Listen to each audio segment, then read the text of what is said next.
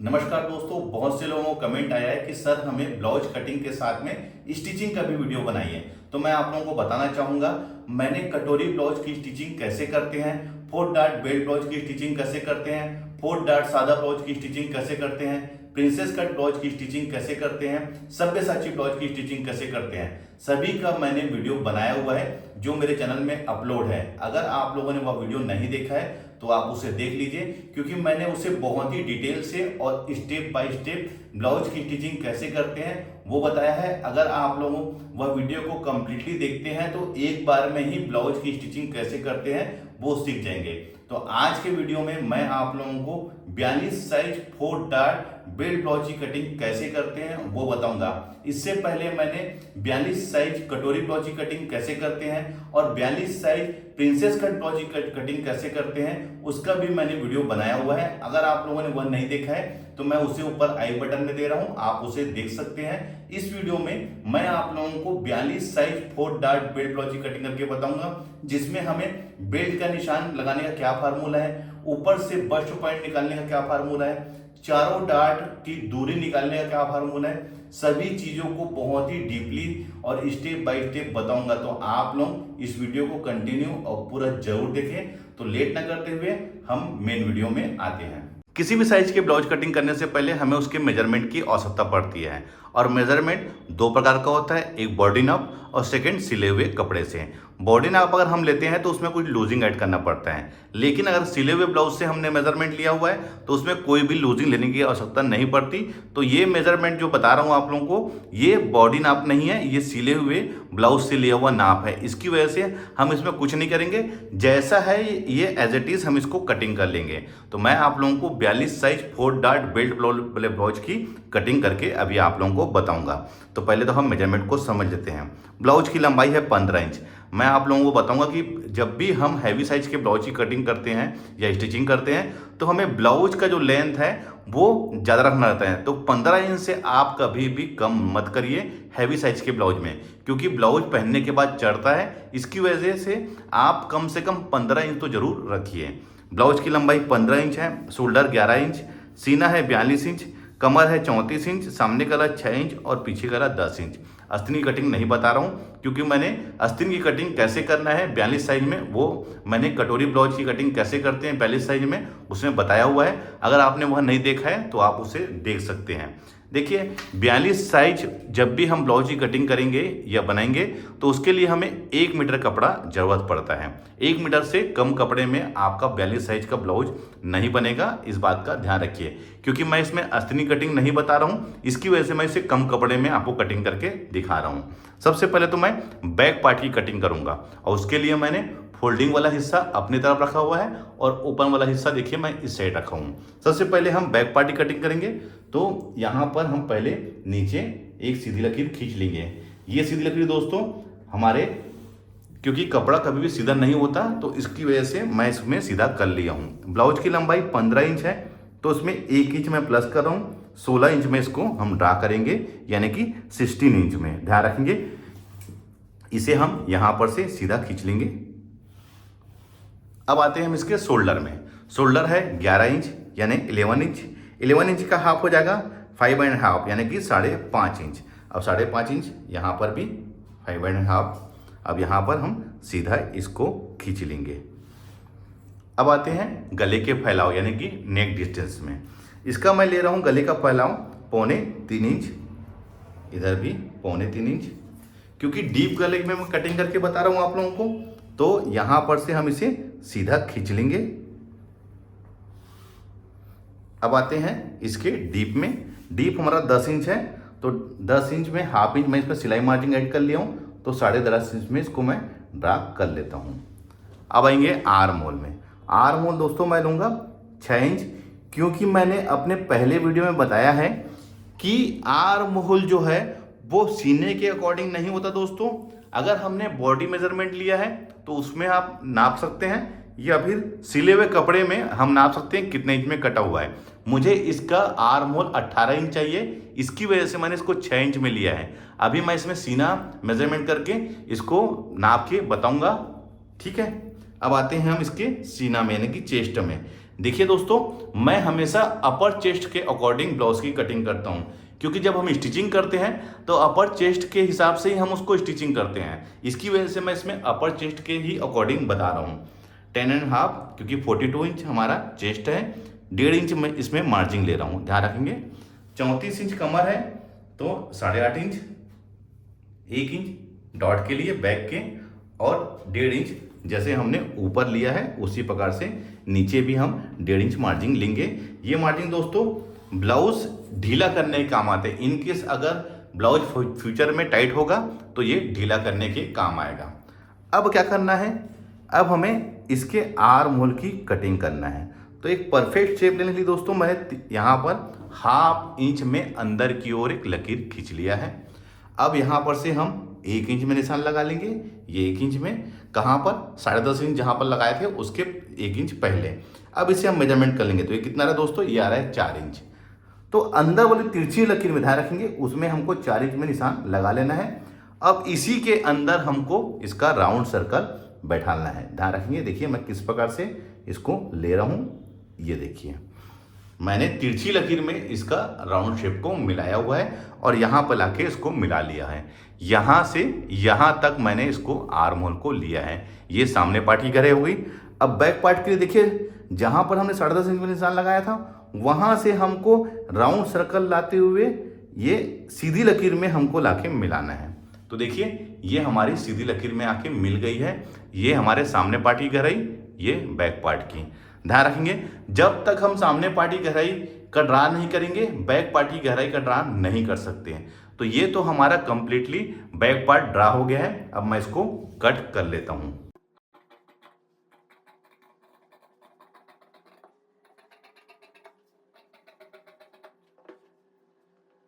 ये देखिए, इसका शेप देखिए कितना बेहतरीन आया हुआ है। आपको इसी फार्मूले से ही आर्म होल की कटिंग करना है। अगर आप इस तरीके से आर्म होल की कटिंग करेंगे तो यहाँ पर कोई भी रिंकल्स या खिंचाव नहीं आएगा। तो ये तो बैक पार्ट हो गया।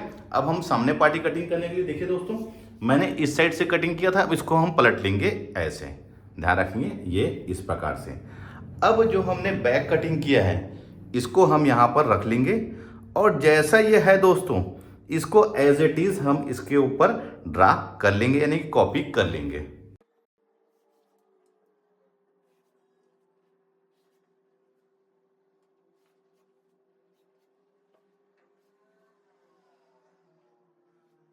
इसको हटा लेंगे। सबसे पहले हम इसमें हुक आई के लिए 1/2 इंच की मार्जिन ऐड कर लेंगे। उसके बाद गले का फैलाव, तो मैं इसको 3.25 इंच लूंगा। हुक आई की मार्जिन को छोड़ के इसे सीधा खींच लेंगे। अब गले का डीप 6.5 इंच, क्योंकि 6 इंच गले का डीप है, और यहां पर इसको गोल ले लूंगा। आप अपनी पसंद से दोस्तों गले का शेप ले सकते हैं। अब मैं इसमें यहां पर इसकी गहराई भी ड्रा कर लेता हूं, ये इस प्रकार से। अब सबसे पहले हमें क्या करना है, सबसे पहले हमें इसके बस्ट पॉइंट लेना है।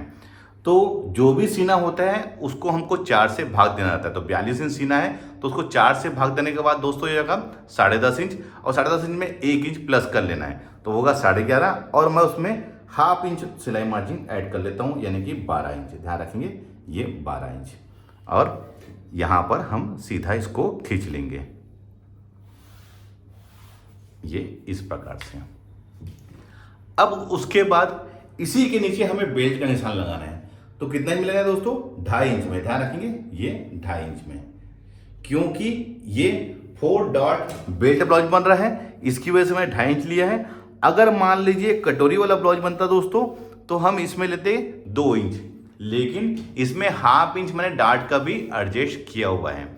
अब हमें इसका बस्ट की दूरी लेना है। तो जो भी सीना होता है उसका 10वां हिस्सा, तो 42 इंच सीना है तो उसका 10वां हिस्सा हो जाएगा 4.25 इंच। यहाँ 4.25 इंच निशान लगा दीजिए, और 4.25 इंच में यहाँ पर। अब इसे हम यहाँ पर सीधा खींच लेंगे, क्योंकि ये वाला पार्ट हमारा दोस्तों बेल्ट है। ध्यान रखेंगे, ये वाला पार्ट हमारा बेल्ट है। तो ये हमारा पहला मेन डॉट जो है वो उसका निशान लग गया है। अब हमें डॉट कितने इंच का लेना है, तो ध्यान रखेंगे ये डॉट हमारा होगा 1.5 इंच का। तो ये 1.5 इंच का, 1.5 इंच में हमने ये वाले पार्ट को सेंटर माना है और 1.25 इंच इधर और 1.25 इंच इधर हमने इसमें निशान लगाया है। अब इसे मैं यहाँ पर ऐसा खींच लूँगा। ये देखिए, ये हमारा फर्स्ट डॉट का निशान लग गया है। अब हमें तीनों डॉट और लगाना है, तो उसकी दूरी और उसको लगाना कैसे है, तो ध्यान से आप देखिए कि उसको किस प्रकार से लगाना है। यहाँ से यहाँ तक 4.25 इंच था, तो इसको हाफ कर लेंगे दोस्तों, ये हाफ कर लेंगे तो वो कितना आएगा 2 इंच और 1 पॉइंट। ध्यान रखेंगे 2 इंच और 1 पॉइंट, और उससे हाफ इंच ऊपर, ये हाफ इंच ऊपर, किसके, इस लकीर से हाफ इंच ऊपर हमको इसको लेना है। तो देखिए ये यहाँ पर, ये हमारा सेकेंड डॉट हो गया है। क्योंकि हमने यहाँ से यहाँ तक मेजरमेंट किया था 4.25 इंच, और उसका हाफ हो जाएगा 2 इंच और 1 पॉइंट, तो वही 2 इंच और 1 पॉइंट हमारे चारों डॉट की दूरी रहेगी। ध्यान रखेंगे चारों डॉट की दूरी। अब देखिए इस साइड भी हम 2 इंच और 1 पॉइंट, यहाँ पर ये हो गया, ये भी हाफ इंच ऊपर रहेगा दोस्तों। और इस साइड जो हमने बेल्ट का निशान लगाया है उससे 1 इंच ऊपर, ध्यान रखेंगे 1 इंच ऊपर, ये हमारा यहाँ पर,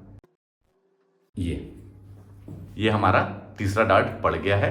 अब चौथा डॉट भी दोस्तों 2 इंच और 1 पॉइंट, ये यहाँ पर, और इधर भी हमको यहाँ पर ऐसा ले लेना है, ये ऐसे। तो देखिए चारों डॉट की जो दूरी है वो कितनी होगी, 4.25 इंच का हाफ हो गया, 2 इंच और 1 पॉइंट, तो ये चारों डॉट की आपस की दूरी रहेगी। तो हमने डॉट का निशान तो लगा लिया दोस्तों। अब हमें इसमें मार्जिन लेना है डॉट का। ध्यान रखेंगे मैंने यहाँ पर 1.5 इंच डॉट लगाया है, तो वही 1.5 इंच को हमको यहाँ पर इस साइड में हमको एडजस्ट कर लेना है। ध्यान रखेंगे इस साइड में एडजस्ट कर लेना है, और यहाँ पर से आप इसे सीधा ऐसे खींच लीजिए। आप चाहे तो इसे यहाँ पर से मेजरमेंट कर लीजिए, ये 13 इंच है, तो आप यहाँ पर भी 13 इंच में निशान लगा लीजिए। तो देखिए ये मैंने डॉट का यहाँ पर एडजस्ट कर लिया है। अब हमें क्या करना है दोस्तों, इसका बेल्ट। तो बेल्ट के लिए यहाँ पर से 1 इंच में आप ऐसा निशान लगा के इसे ला के ऐसा मिला लीजिए। तो ये हमारा बेल्ट का एक शेप आ गया है। अब देखिए मैंने ये डॉट को यहाँ पर एडजस्ट किया है। अब हमें मार्जिन और कहाँ ऐड करना है, तो अब हमें मार्जिन ऐड करना है बेल्ट में। तो आप इसमें 1 इंच का नीचे ऐड कर लीजिए। 1 इंच इसलिए बोल रहा हूं दोस्तों, ध्यान रखेंगे क्योंकि हमें यहां पर हाफ इंच और ये डॉट का हाफ इंच, ध्यान रखेंगे क्योंकि ये वाला डॉट बस 1.5 इंच का पड़ेगा दोस्तों, बाकी ये और ये तीनों डॉट हाफ इंच का रहेगा हमारा। ध्यान रखेंगे ये तीनों डॉट हाफ इंच का रहेगा। देखिए फिर से बताना चाहूंगा, चारों डॉट में सिर्फ ये जो मेन डॉट है यही बस 1.5 इंच का रहेगा, बाकी 3 डॉट यानी 1, 2 और ये 3, ये तीनों डॉट हमारा हाफ इंच का रहेगा। तो मैंने बेल्ट में हाफ इंच यहाँ का सिलाई मार्जिन, और साथ ही साथ क्योंकि ये हाफ इंच जब ये डॉट पड़ेगा तो ये डॉट में कारण ये हाफ इंच और छोटा हो जाएगा, तो उसका भी मैंने हाफ इंच मैंने बेल्ट में ऐड कर लिया है। तो देखिए ये तो हो गया हमारा सामने पार्ट का, जिसमें मैंने सभी मार्जिन ऐड कर लिया है। अब हमें कोई भी इसमें मार्जिन ऐड करने की आवश्यकता नहीं है, हम इसको कटिंग करके डायरेक्ट इसको स्टिचिंग कर सकते हैं। तो चलिए मैं इसको अब कट कर लेता हूं।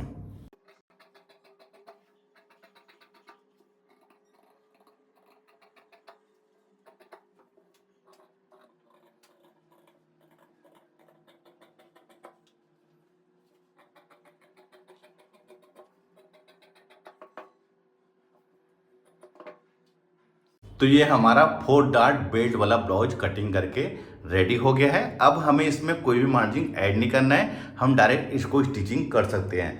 देखिए मैं फिर से बताना चाहूँगा आप लोगों को कि जो भी हमारा बस्ट पॉइंट होता है, जैसे इसका बस्ट पॉइंट था 10.5 इंच, उसमें मैंने 1 इंच प्लस कर लिया, वो हो गया 11.5, और हाफ इंच मैंने सिलाई मार्जिन कहाँ का, ऊपर का, तो ये हो गया 12 इंच।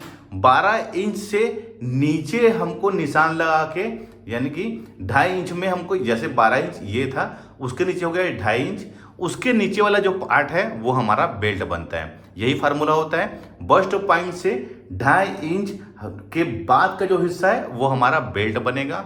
और ध्यान रखना है कि जो भी बस्ट की दूरी होती है, यानी कि जो भी सीना होता है उसका 10वां हिस्सा, जैसे इसका 10वां हिस्सा 42 इंच का 4.25 इंच था, तो 4.25 इंच का हाफ यानी कि 2 इंच और 1 पॉइंट, ये चारों डार्ट की आपस में दूरी रहेगी। ये एक फार्मूला है 4 डार्ट बेल्ट वाले ब्लाउज का, ध्यान रखेंगे आप लोग। उम्मीद करता हूं दोस्तों यह वीडियो देखकर आप लोग 4 डार्ट बेल्ट ब्लाउज की कटिंग कैसे करना है सीख गए होंगे। वीडियो अच्छा लगा है तो लाइक का बटन दबाइए, शेयर करें। मिलते हैं अपने किसी ऐसी जानकारी भरी वीडियो में, जब तक के लिए take care, thank you for watching, जय हिंद।